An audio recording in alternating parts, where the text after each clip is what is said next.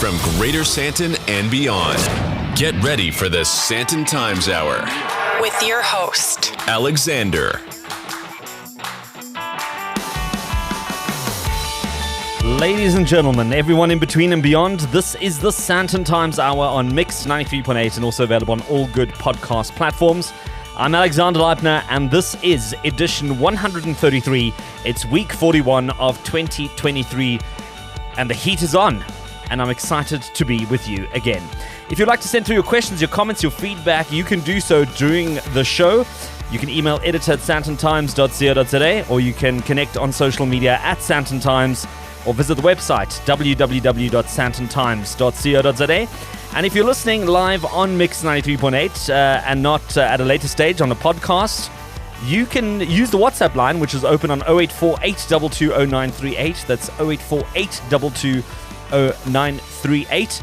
And a special welcome to everyone listening in Johannesburg and Pretoria, across South Africa, or anywhere else in the world. If you're listening online or on air, wherever you are, I'm happy to report that all is well in Sandton land. And I'm joined once more by my man behind the mixing desk, Vincenzo.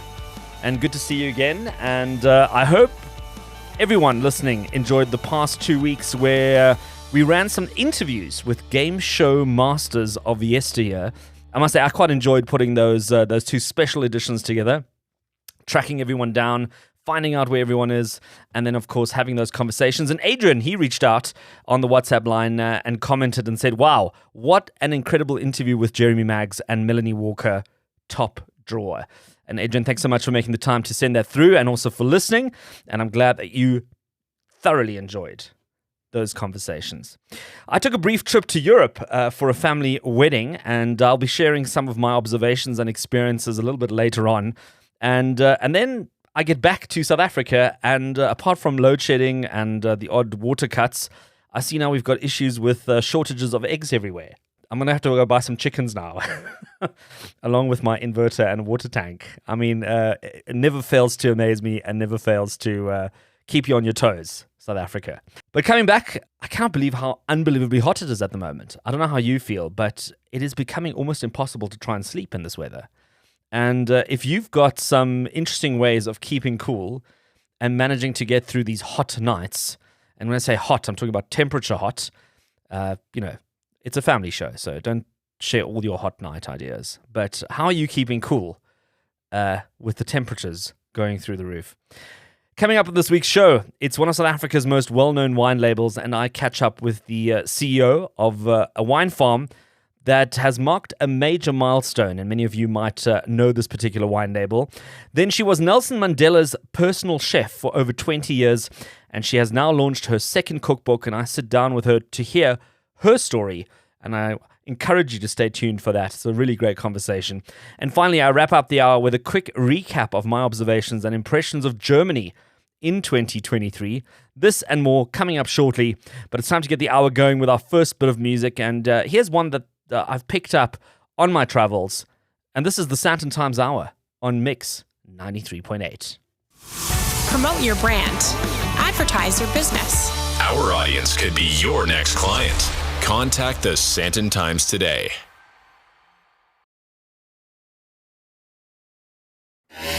The latest news. The biggest names.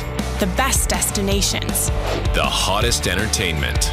This is the Sandton Times Hour. This is the Sandton Times Hour on Mix 93.8 and available on all good podcast platforms wherever you are in the world.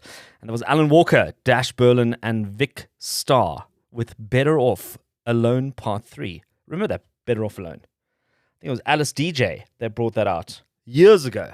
Here's a new take on that. Well, We haven't done this in a while, but let's take a look at some headlines for this week.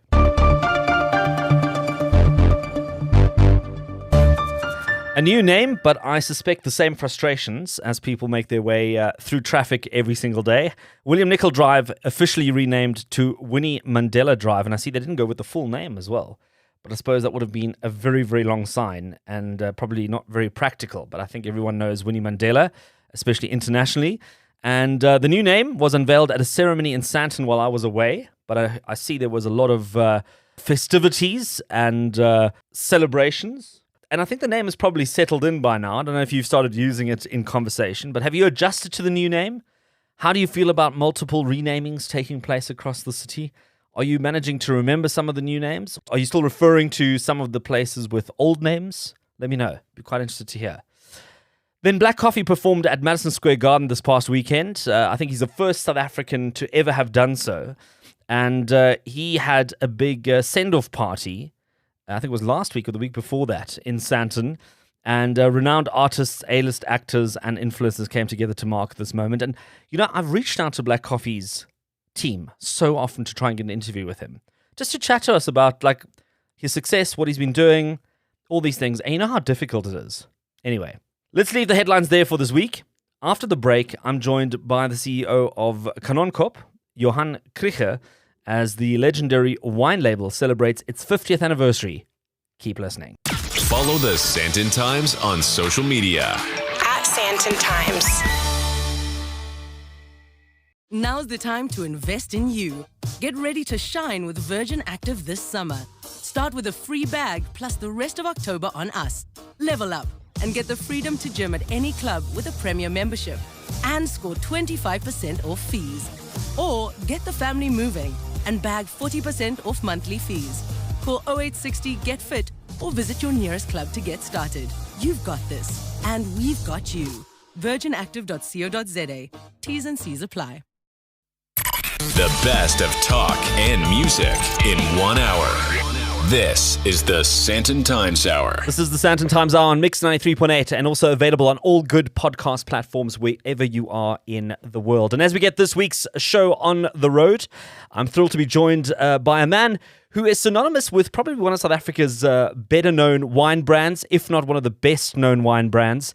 And we know what a competitive industry that is. But this year, this particular brand is celebrating its 50th anniversary. And if you are a wine lover, or if you're not that familiar with wines, you've probably heard of Kanonkop. His name's Johann Kriege. He's the CEO of Kanonkop Wine Estate. And Johann, as we get things going, let me congratulate you on this magnificent milestone. Thank you. Yeah, it's been a long road. Many ups, but also many downs as well. But yeah, it's been a fantastic road that we've had over the past 50 years. Much to celebrate and much to look forward to. Well, I hope we get a chance to reminisce and also look forward to the years to come for Kanonkop. But before we go there, I mean, Kanonkop has a very rich generational history. And maybe you could just give us a bit of an idea of the story behind the name Kanonkop and its significance to the estate. Yeah, right behind our property, our farm, which is situated on the slopes of the Simonsberg mountain, approximately 7 kilometers outside the center of Stellenbosch. On this mountain, there's a hillock there. And about 200 years ago, they had a cannon on that hill, from where they fired cannons whenever a ship came into Cape Town Harbour, because we would see Cape Town Harbour from there. And then, we didn't fight a war.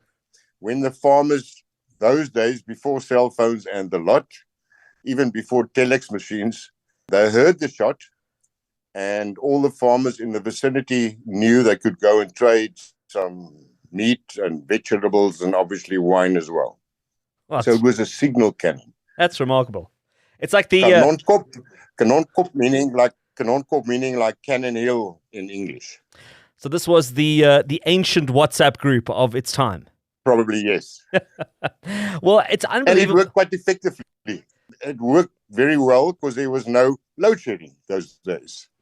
it would probably still work very well. And I think maybe you might have to consider bringing that back again as an alternative when the power goes off. But what eventually drove the decision to make it a wine farm and not anything else? In 1931, my father, great-grandfather, Paul Sauer, inherited the property and started making wine in 1942. In those days, they didn't have the capital to build a proper distribution network, so they made wine, and then they sold off their wine in bulk to some of the wholesale distributors in Stellenbosch. And then in 1973, exactly 50 years ago, we started bottling our own wines under the Kanonkop brand. And hence, we now have 50 years of the brand name available in the market locally, and even more so today internationally. Amazing. And how has his legacy influenced the way that you approach winemaking and the way you run the estate? Very many things has changed in the meantime. Although I have to say that he was one of the first wine producers to start planting Pinotage, which is one of the varietal wines that Kanonkop has become famous for locally, and as I've said previously, internationally as well. So he imprinted the concept of red wines on Kanonkop, and more so to produce top quality wines.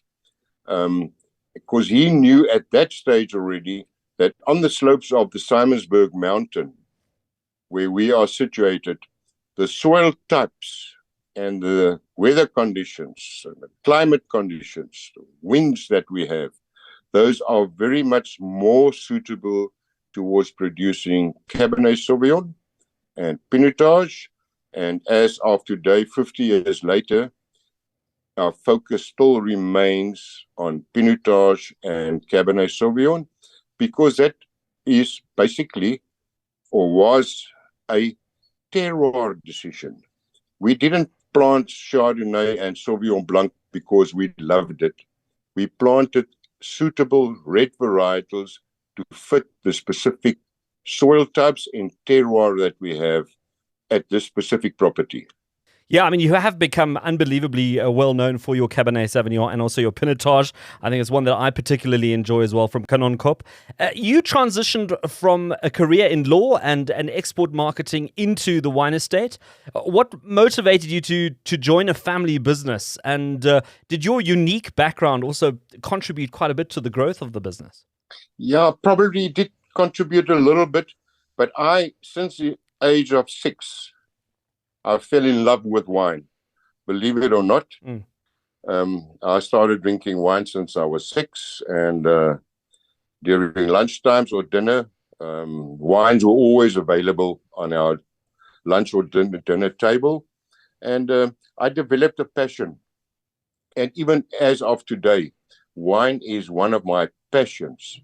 But not having any training on wine making per se, I love to say that I'm not in the wine business, I'm in the business of wine. So I try to put all the loose ends together, and this is where we are today. And you're in a very fortunate position. I mean, like I said, the wine industry as an outsider, I think, looks like a very competitive business, and it's all about recognizing that label on the shelves.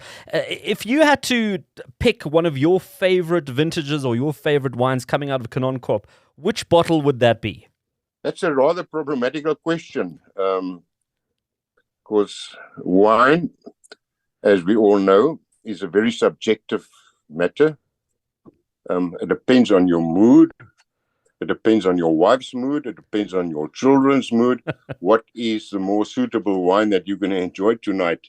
But by and large, I'm into red wines, as it so happened.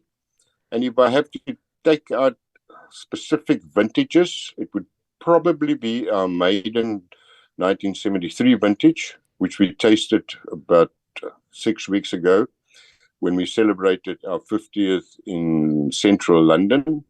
And then of late, there were quite a few vintages that really stood out, being 2001, 2003, 2009, 2015, 2017, and hopefully also 2023.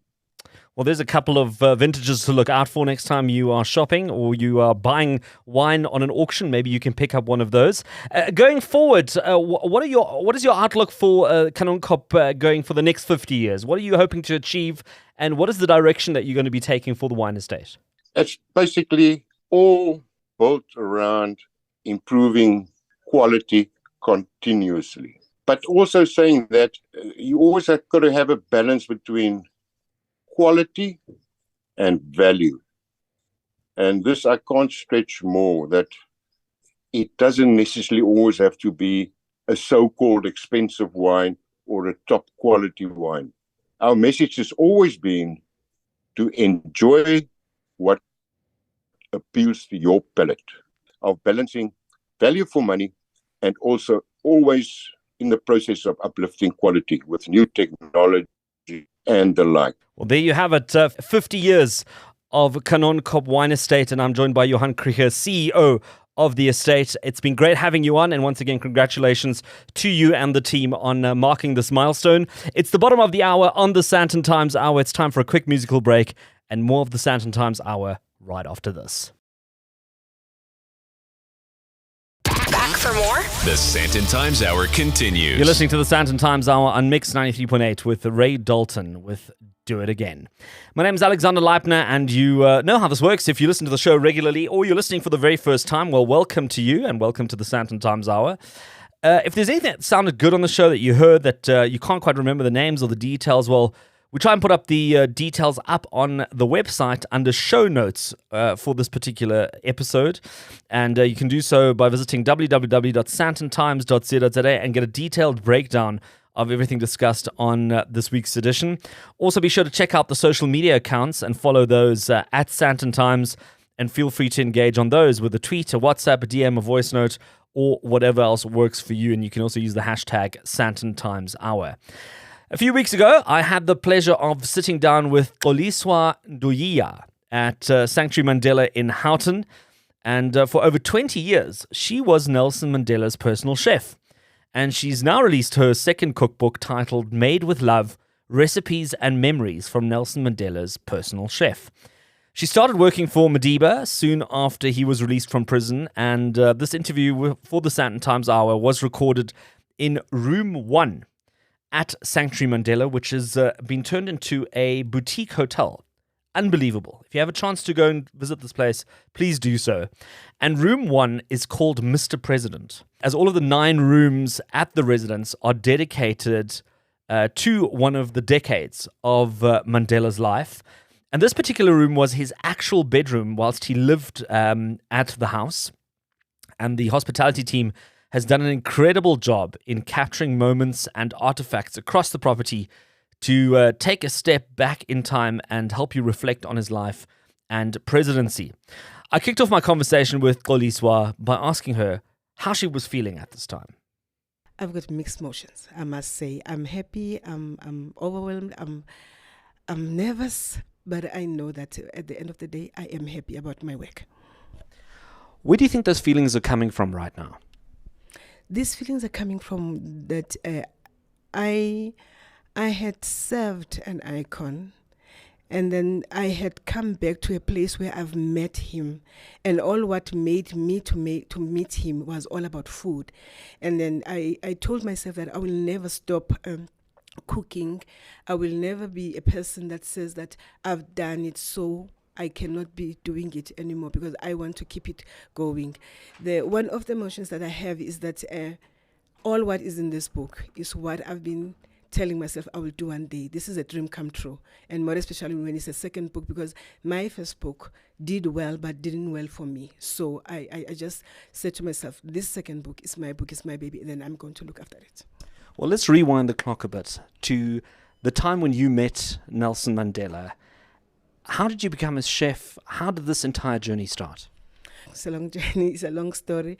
And if I had to start by saying that it has been a very generous and a special journey that I had with Tata, and to serve him and to make sure that I I contributed more, especially not only in his life as a chef, but to many people that they were surrounding him, like family, like friends and comrades and everybody, even the presidents of most of the countries. So what I can say, the day that I met Dada, I never thought I was coming to meet Dada in this house. A friend of mine who believed in me and trusted me in my cooking is the one who made this dream to come true for me. Gloria, that the lady that I came back from home with, Queenstown, she just told Dada that she would like to work with me, and then she made a plan that I will have to go and meet with her at Shell House, which it was the ANC headquarters by then. And I went there to go and meet Gloria, but surprisingly, a guy came to pick me up because I had told Gloria what I'm wearing. And from nowhere, she just changed that. I cannot make it on time. I'm sending somebody to pick you up. Only to find out the guy that is picking me up is the guy who was taking me to the office.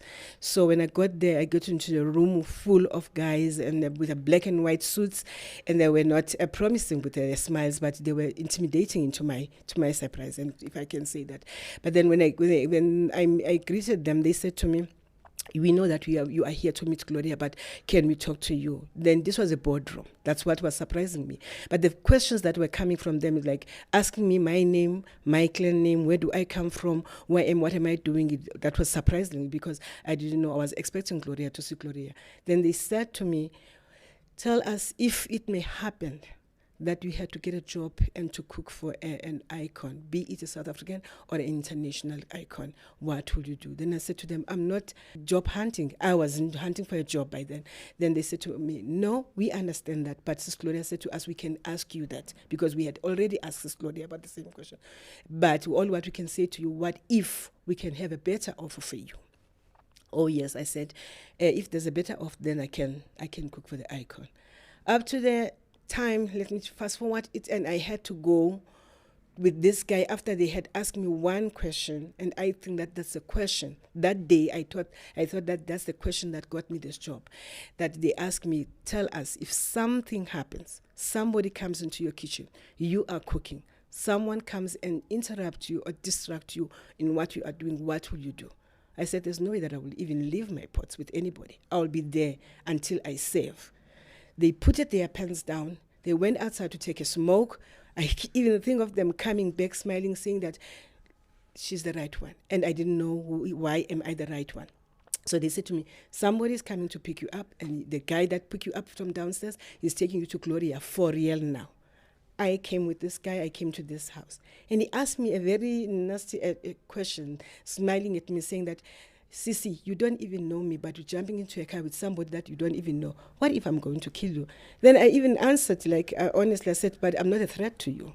So he just laughed. We came here. As we were coming here, this house was full of black cars and with people with black and white suits. Then I was asking myself, what is going on now? I don't see Gloria still. But when we go to the kitchen that is the same kitchen that we are using here, I saw Gloria. And then Gloria said to me, "Hi, friend." And then when I just wanted to jump on her and greet her and hug her, this guy said no. So later, he took me inside.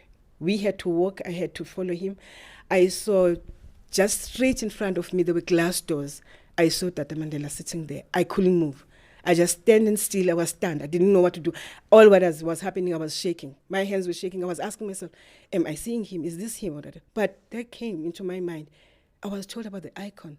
Must this be the icon that I was told about? But still, I was still shaking. But until he saw me, because he was watching news from the TV, he saw me and then he stood up. And he opened the door. He just stretched his hand and he greeted me. He could feel that my hands are still shaking. He said to me, "Do you know this man?" And I think that was the way of trying to calm me down. And I said, "Yes, Tata, I know him." He said, "Where do you know him?" I said, him jokingly, I said to him, "I know him from TV, radio, newspaper." I said, "Well then, this is the man you're seeing on TV. Don't be scared." And I was shaking still, but he showed me the chair in his lounge and he said to me, "Sit down. Ask me my name, my clan name again." And then he said to me, I know that you are coming from Eastern Cape, but I was told that you are a great cook. Do you think we can cook our own home food?" I didn't hesitate because now my mind was saying, this is the icon that I was called for. I didn't hesitate. I just said, "Yes, Dada." Then from there, For me now, knowing that when the years were going by, serving him, that answer of saying yes immediately was the best answer, because all what I could see him, if somebody is not sure of himself or somebody that doesn't mean anything when you're answering him, he just know that you're not sure. So he said to me, it's okay, you've got a job. And that was it. That's the day I met him. I mean, where do you even begin putting together a menu? I mean, he really gave you a bit of an indication that he wanted home-cooked meals that he knew from the Eastern Cape. What did that look like? I don't think he was meaning from the Eastern Cape meals. But I think he was thinking that at home, you know what to cook at home. We are not at the restaurant. We are not anywhere. But here at home, what do we eat? And then I know exactly what to do. Where this thing come from of cooking comes back. When I say coming back from home, I was just the first girl from my mother. And then I had to do all the cookings at home before my sister grows up. And then coming to serve him and to know that what am I going to cook every day was one of the challenges, because now I have to know that I'm cooking for somebody, and this person is this person that everybody will like to see him in a health way. But looking at Tata every day, he was a very health conscious person. So my cooking was starting from home, knowing very well how to cook at home. But the best was not for me to know what to put with what, until I told myself that I want to take this thing up. So when I came here, I knew already what I had to do. But thinking about the book, it was something that I've never thought of, but I had a dream of saying one day I will have a cookbook. Knowing from reading the newspapers or the magazines, I've been telling myself I have a dream of having a book. Come Christmas one day, the foundation had sent Anna Trapido, who is an author as well. She was doing Hunger for Freedom, going to all the people, searching for people who have been cooking for Tata for many years, and after when he was in prison and after the prison. But she came to me because the foundation had to send her to me, because I was the one who was present that time. So when she came to ask me about the dishes, and I said to her, Anna, I can give you some of the recipes, some of the dishes, but I have a dream. And she said, what is your dream? And I told her that I would love to have a cooking book one day. She said, here I am, use me, I will help you, I will do all the writing for you, then you can do all your recipes. That's when it started. I didn't know that I'll be author of the cooking books, but thanks to that woman, because she made me sure that you can be an author of a cooking book. And then I started from that day. And tremendous. And here we are as the second book is lined up almost 10 years later from the first one. What are some of the dishes that people can find in this book? Are they some of the dishes that you cooked for Nelson Mandela way back when? Oh, yes. Most of them, I've been using them to cook at the house, because that's where all my life was. You can remember that I've been there for 22 years with the family. So there was no way that I would have anything hidden behind. But all what I was saying to people when I have the book is that I hide nothing. I'm cooking. That is why I have to share my books, because I want people to know what was that I was eating, what was my family foremost. That was I was cooking for them when I have to be at home with my children and my family. So these are the recipes that when I'm given the money for them, for the petty cash, I will take the money and I will go and take and get the ingredients. I'll come home and I will think of myself, what am I doing with this? I've bought this, what am I doing with it? How am I cooking it? I'll cook it and I will write down. But the only thing that I was making sure is that when I cook it, let me test it with them at the family house, at the Mandela house. When the plates are coming out clean, that's when I said, this is my next recipe. Then that's how I started piling up my recipes. And I believe Tata Madiba used to also insist that you would come along sometimes for his trips to cook for him. Is that right? Oh, yes. I used to travel with him most of the places. I used to travel with him. Up until one story that I can tell you, there was a time that I couldn't go with him. It was a short a trip for him, and he was going to London. And then when he got there, because I thought he was going to be there for 4 or 5 days, so when he got there, they called me to say, where are you? Because I was thinking of going to my children, and I had already booked my ticket to go to Eastern Cape, because I know he's not around. As I was in the bus on my way to Queenstown, I got a call from Zelda saying that, where are you? I said, I'm on my way to home. I said, please make sure you do a turn back. Why? Madiba now is telling us no, he doesn't want to communicate with us, doesn't want to say anything, he doesn't want to do any of the jobs that he was supposed to come and do here. So I thought it was a joke. I said to Zelda, no, don't play with me. He said, no, please go back to Joburg. And the meal was just a creamery meal with sour milk. That was the meal that I was supposed to come back and cook and send it to London.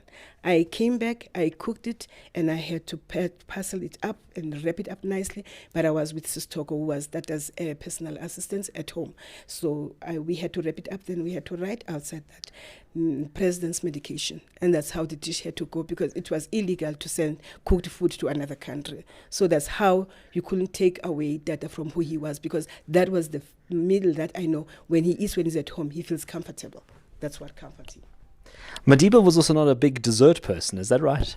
No, he wasn't. More especially when it comes to sweets and chocolate things and all these things, because he will hammer to us that feed the children the fruit, just only the fruit sugar must come out of it, not anything like dessert so sweet with sugar. And then, but from one day, we were so surprised when he delved into the children's dessert, and then that was malva pudding. And that's when he started to eat the sweet things. And that's when he goes out to go and eat an ice cream. That was surprisingly, because as he was growing older now, we could see him that he is asking for that ice cream, double toffee ice cream.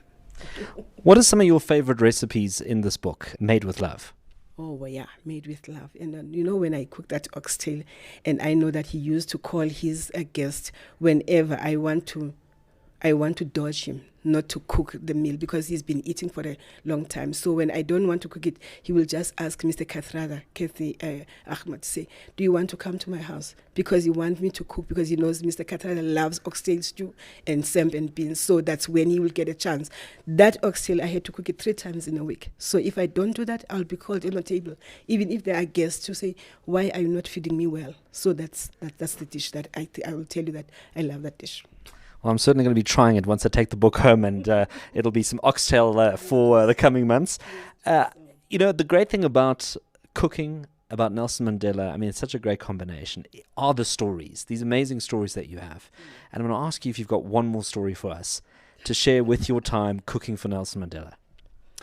Oh, yeah, I had this meal, that breakfast. This is a breakfast porridge that I used to cook for him. And the reason why I had to come up with the years that I cooked for him is that porridge, when he just wanted to change from nowhere, then I had to ask. I've been cooking this dish for 18 years for Tata. He has never said anything, has never changed to it. This is a porridge that when we eat it with pap. But he wants to eat it with milk, fresh milk, hot milk, with sultana and raisins as his sugar, then the nuts, macadamia nuts, then the mixed nuts. So I've been serving this porridge for all these 18 years. But one day, Tata decided, me knowing him with sugar, he decided that he's going to indulge into the most sugar-coated cereal. Then this is a Frosters. And I found him eating this with the grandchildren. And as I was bringing the porridge, he looked at me and I looked at him and I asked the grandchildren, what are you doing to Grandpa? Then they didn't answer. Then he looked at me and said, no, darling, don't worry. I'm just tasting. It's just a taste. I thought it was a taste. Come the following day, I found him doing the same thing, being early on the table so that he can go for that porridge. And then now I had to say, no, Dada, no, now. This is not going to be right. Dada, why are you doing this to me? Because medics, the doctors, will just fight with me, because we know that he had to be checked every morning before he goes for his breakfast, that his sugar levels, everything is fine. So now I asked him, that why are you doing this to me? He said, no, I'm not doing this to make you feel bad, darling. But I went straight to the grandchildren. I said, are you guys the ones that are taking this, they're telling Tata to eat this? So they all answered me, no, Mama. It's not us, it's Grandpa himself. And he said, Xoli, come sit down, because now he could see that I'm putting the children into the point. Come sit down here. I sat next to him. He said to me, Xoli, I must tell you this. I think I've honored my mother enough. Wow, that touched me very badly, because I didn't know that all these years I was serving him this porridge, I was representing the mother. So it went deeper to what I thought, because he said to me, gave me the lecture of, Xoli, I grew up eating this porridge. My mother used to cook it for me. I came to Johannesburg looking for greener pastures. I became a lawyer. I went to prison. I lost my mother's touch with food for many years. Coming out of prison, my mother was not there. And I didn't bury my mother. This is the reason why I had to feel closer to my mother, because of this dish that I know she used to cook it for me. So then I felt, wow, that was too strong, but I didn't know that it was deeper like that to him. But when I looked at him, I could feel that he was doing this just to say sorry to his mother, that I couldn't even bury you, but I've eaten this enough. But I thought that was enough, and that was the last day. But he said to me, no, I'll still go back to my porridge, but I wanted to taste this. And for real, he went back to his porridge. That was my conversation with Xoliswa Ndoyiya on the occasion of her latest cookbook titled Made with Love, Recipes and Memories from Nelson Mandela's Personal Chef. And if you get a chance to go to Sanctuary Mandela for a meal, which I do encourage you to do, and I see they're also part of Restaurant Week. So if you enjoy Restaurant Week, make sure you check that out and you can go and experience that.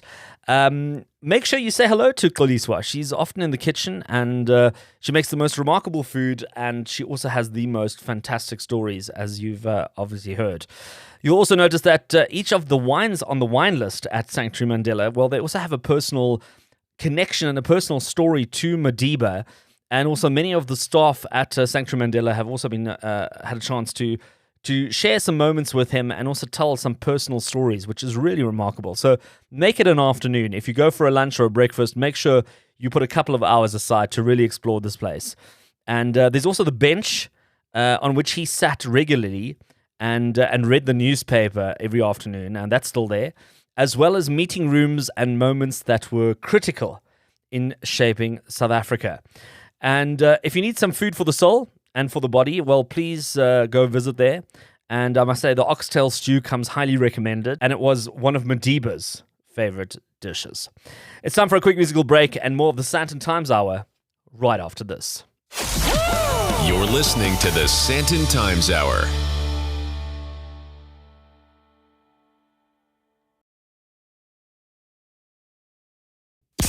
Connect with the Sandton Times. Email editor@sandtontimes.co.za. This is the Sandton Times Hour on Mix 93.8 and available on all good podcast platforms. And that was Mark Foster with Genug, or Enough, if we translated from German.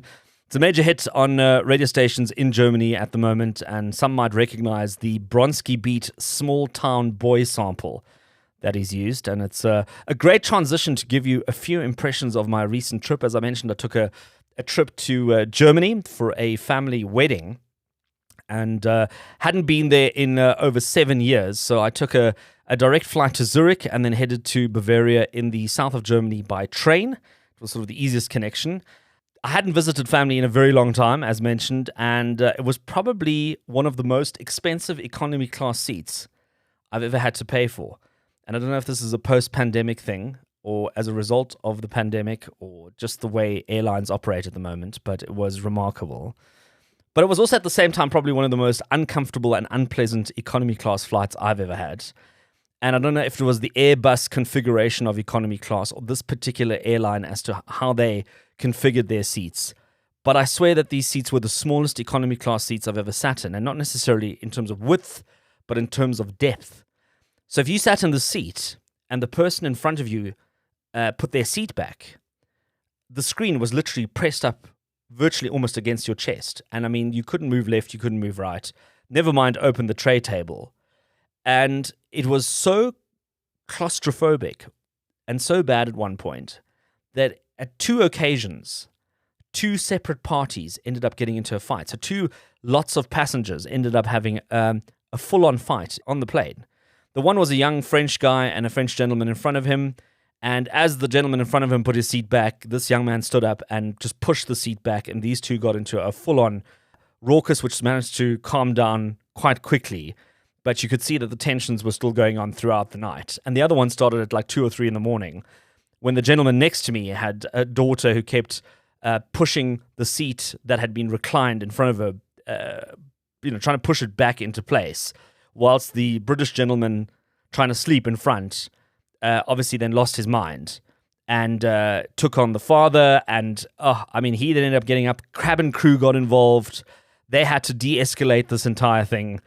I mean, it really is the most unpleasant thing to have to go through. And to some extent, you can understand the justification for some of this frustration because the space was so small. And I don't know if this is an Airbus thing, if this is just the way economy class seats are being configured, or if this is an airline-specific thing. And I also don't quite know if this is related to the fact that we now have something called premium economy. and that premium economy seats have to take up more space, so they have to squash economy class seats together. But I think it's completely unacceptable, and quite honestly, I don't think I will ever fly with that particular airline or that particular airline group again, because it was just ghastly. Anyway, direct flight to Zurich, get to Germany, and it was fascinating to see how Germany had changed over the last 7 years, having not been there for that amount of time. One of the big topics, or one of the hottest topics in that particular part of Germany, south of Germany, are the staff shortages. Can you believe that in Germany they are struggling to find people to work in places like restaurants, supermarkets, any sort of hospitality, even retail? They cannot find people to work. And every single store you walk into, hotel, restaurant, there's a big poster in the window saying, we're looking for managers, we're looking for cleaning staff, we're looking for waiters, we're looking for bottle washers. I mean, you name it. Every single position, there's a shortage. And what that means is that if you go into some of these places, you are left waiting for everything. I went to a supermarket where I waited about 30 to 40 minutes to pay for my 3 items because the queues were so long, because they only had one cashier who could manage the till. Or you go to a restaurant and there's one waiter trying to run an entire restaurant and probably cook in the kitchen and wash the dishes and. I mean, one of the hotels that people stayed at was said to guests, look, you know what, we can't sort out your room cards right now because we're busy with trying to sort out the lunch service. Can you come back in an hour? Can you take a walk around town and actually come back? And then we can try and sort this out because we don't have enough staff to manage all of this. And it's just the most bizarre thing to be involved with because, you know, here in South Africa, we're sitting here going, we don't have enough jobs, we've got such a high unemployment rate. And there, it's almost like a complete different conversation where they are literally looking for people to start tomorrow.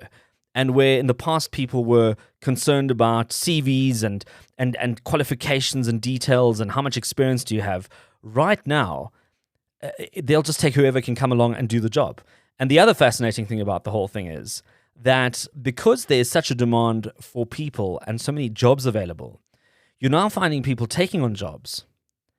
And if you upset them as a manager, let's say you're running the store, this is your coffee shop or whatever, and you reprimand them, or you have sort of the usual conversations that you have when you're running a business and things are not going the way you want them to, and you kind of have to bring people back in line.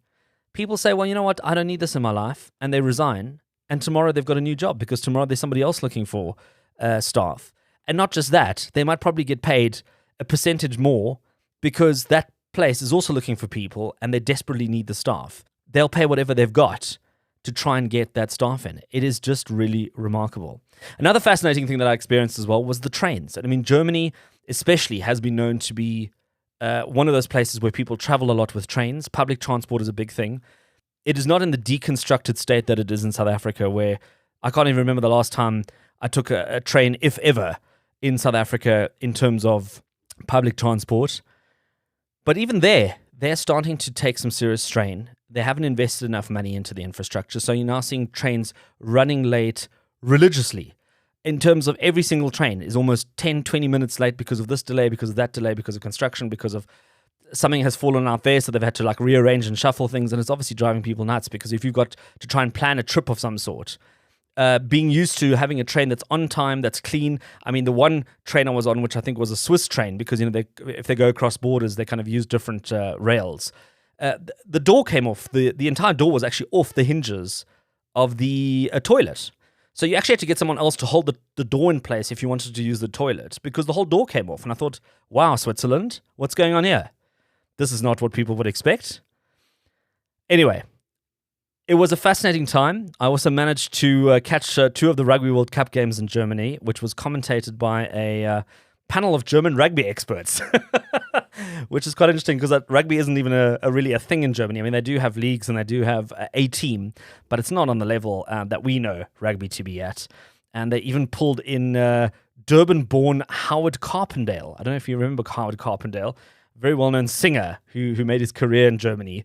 And he even came in to comment on one of the games. So, I don't know how much he knows about rugby, but, you know, obviously coming off a very low base, anything goes. I mean, I think half the commentary is explaining the game and then explaining what's just happened and explaining what the positions are and how the game works, etc., etc. But nice to see that there's other countries getting involved in rugby. So we've got fans in other parts of the world as well. Well, that's it for the Sandton Times Hour on Mix 93.8 and is always available as a podcast on Apple, Google and Spotify. And if you want to get in touch, you can email editor@sandtontimes.co.za or connect on social media @Sandton Times and visit the website www.sandtontimes.co.za. And feel free to send through your questions, your comments, your feedback, your input. Always great to hear from you. And thank you to all our guests who made time to be on the show this week, as well as Vincenzo. Thank you for being here again. And let's enjoy the quarterfinals this week. Fingers crossed. It's a bit of a hairy one because I think France has been playing well. Home ground advantage. We want to win this game, but at the same time, upsetting the host nation, I don't know, doesn't buy you any points. But we're hoping for the best for the Bokke. Thank you to the Sandton Times team, as well as everyone at Mix 93.8. And of course, thank you to you for listening, getting in touch, and let's connect again next week.